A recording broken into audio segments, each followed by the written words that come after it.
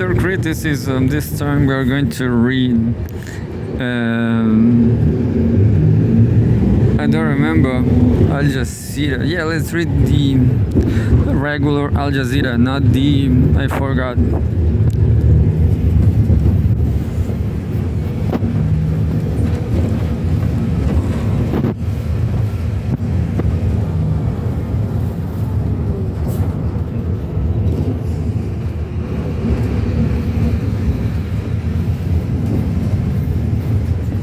Breaking news, live updates.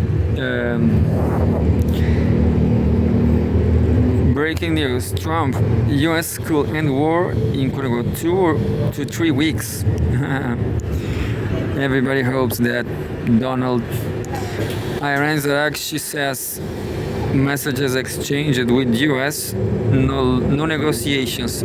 Trump. Iran does not have to make a deal for U.S. to end the war.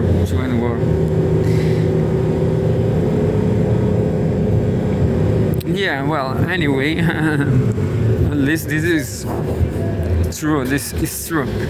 Iran does not have to make a deal for U.S. to end the war.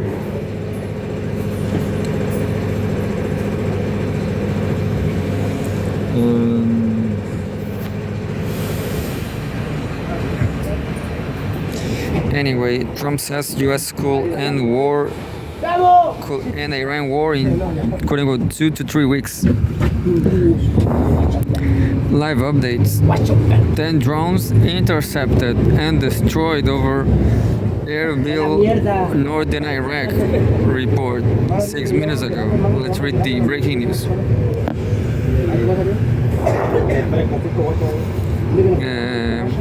Live updates. Trump says U.S. could end Iran war in 2 to 3 weeks.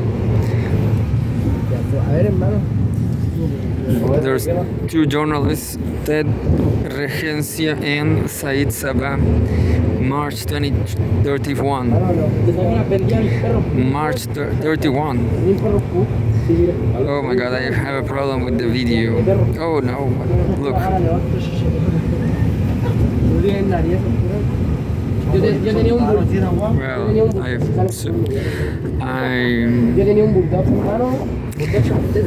overcome this situation, U.S. President Donald Trump says war could end in 2 to 3 weeks and that Iran does not have to make a deal for U.S. to end the war.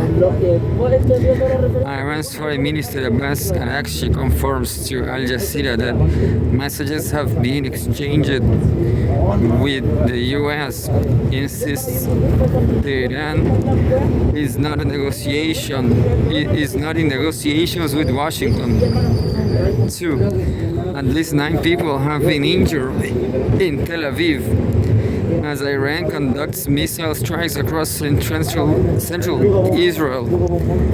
And the second says, Iran Islamic Revolutionary Guard Corps says it will begin striking U.S. technology and financial companies in the Middle East beginning on Wednesday in response to ongoing U.S.-Israeli attacks.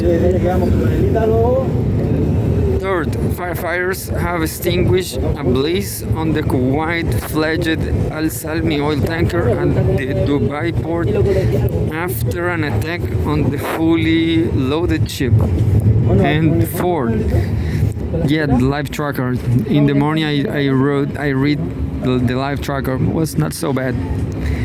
U.S. Secretary of State Marco Rubio tells Al Jazeera that President Donald Trump, quote unquote, always prefers diplomacy, but warned Iran, quote, Iran of, quote unquote, real consequences over the partial closures of the Strait of Hormuz. 7 minutes ago. I prefer the Al Jazeera's live updates because of the title in bold letters. 10 drones intercepted and destroyed over Erbil, northern Iraq. 10 drones are intercepted and destroyed over the city of Erbil in northern Iraq. A government official told the Kurdish news platform Rudaw that the attack occurred within a single hour. Quote, all the attacks were carried out by drones and they were all intercepted and destroyed, end quote, the official stated. According to Rudaw's tracking, the total number of drones and missiles directed toward the Kurdistan region since the start of the regional war reached approximately 531. 12 minutes ago.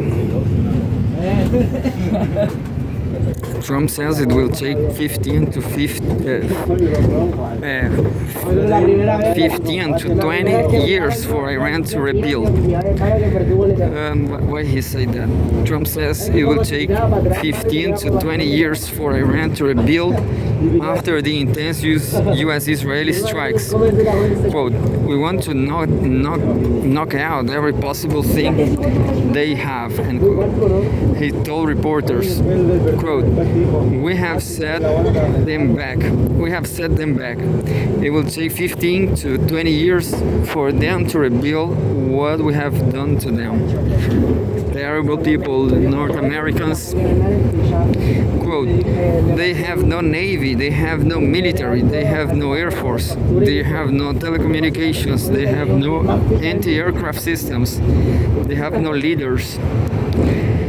If they come to the table, that will be good, but it doesn't matter if they come to the table or not, Trump added. And 20 minutes ago,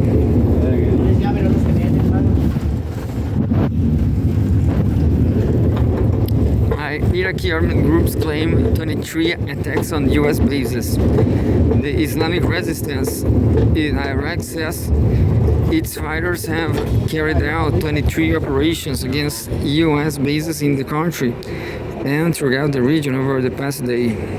It said in a statement that it deployed dozens of drones in the attacks. 31 minutes ago. It says Iranian missiles shipped towards strategic targets amid escalating Hezbollah barrages by Nour Oded, reporting from near Ramallah. Ramallah, I don't remember if it's Lebanon or Palestine. What we have seen is a decrease in the number of Iranian missiles, but an increase in the kind of value of the targets that they are aimed at. We saw the oil refinery in Haifa.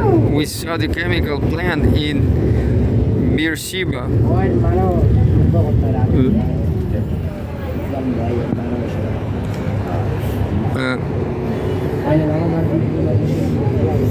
We saw a power station, one of the most important ones in Israel, in Hadera earlier. And at the same time, we have seen a decrease in the number of Iranian missiles and an increase in potency. We have also seen an increase in the attacks from Hezbollah. Tonight we saw a large barrage of rockets from Hezbollah targeting Nahariya, Acre, and Haifa as well. There's a city in Lebanon called Acre, as well as Brazilian city. We have seen reports of several sites of impact, and some areas have affected to the point of losing electricity, at least for a short while, because of those rockets. So all of that is happening at the same time, while the situation for ordinary Israelis continues. The state of emergency will not be lifted. Oh, maybe Ramallah is from Israel. Who knows? Will not be lifted even now when Israelis are going into the Passover holiday. 32 minutes ago. And says, oh, there's bread over there. Trump says regime change in Iran was not a goal for U.S. In remarks from the Oval Office, Trump also said that his goal in the military operation against Iran is, quote unquote, no nuclear weapon. Quote, that goal has been attained. They do not have nuclear weapons, end quote. I heard today from UN. I was in New York now. I heard some posts. I saw some posts saying the U.S. and Israel want to nuke. They want to destroy Iran with nuclear weapons. Anyway, that goal has been attained. They do not have nuclear weapons. Regime change was not a goal, Trump said. The president also said earlier in his remarks that the regime in Iran has already been changed. 40 minutes ago, Trump, Iran does not have to make deal for U.S. to end war. That was the headline. The U.S. president speaking at the White House says the U.S. can end its war on Iran without reaching a negotiated settlement. Yeah. That will be normal. And well, the world after that will be stupid. I'm pretty sure that Iranians will be not allowed to enter the U.S. or something. 44 minutes ago. Energy markets should brace for further volatility amid Iran war uncertainty. Neil Killiam, an analyst with the Middle East and North Africa program at Chatham House, told Al Jazeera he expects greater volatility in energy markets. Recent decisions by the Trump administration on the Iran conflict, he says, suggest de-escalation may not necessarily be imminent.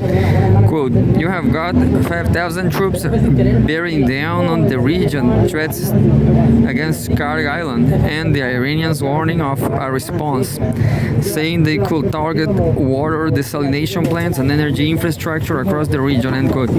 Killian said, quote, there are plenty of unknowns and a high degree of uncertainty, which will keep prices fluctuating, end quote.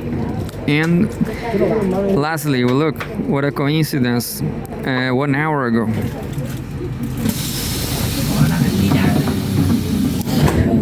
Here's what's been happening. A summary, the last summary. Iran's Mobarakesh steel plant in Isfahan has been attacked for the second time in a week, according to the Tasnim news agency. Israeli Prime Minister Benjamin Netanyahu says Iran's regional allies no longer pose an existential threat, while acknowledging Iran can still launch drones and missiles. Leo Pope urges U.S. President Donald Trump to seek an quote-unquote off-ramp to end the U.S.-Israel war on Iran. Trump has told NBC News that the war is, quote-unquote, coming to an end, saying, quote-unquote, we are doing great, without giving a timeline. Iran's foreign minister has told Al Jazeera that there is, quote-unquote, zero trust in the U.S. and no expectation that talks will yield results. An Israeli strike on a house in Al-Narija in southern Lebanon has killed at least 5 people, according to the national news agency, while our colleagues at Al Jazeera Arabic reported shelling in Tebnine. And lastly, Lebanon's defense minister has condemned comments by Israeli Defense Minister Israel Katz about destroying border area homes. Hezbollah says it launched a rocket salvo targeting the Beria base north of Safa. Well, that's obvious. All Lebanese people should hate Israel. Everybody should hate Israel. This very square right here, there's a every single Saturday. Maybe it's still there a meeting of Palestine supporters right here behind this car. Behind this car, I will wait just to avoid this white car here.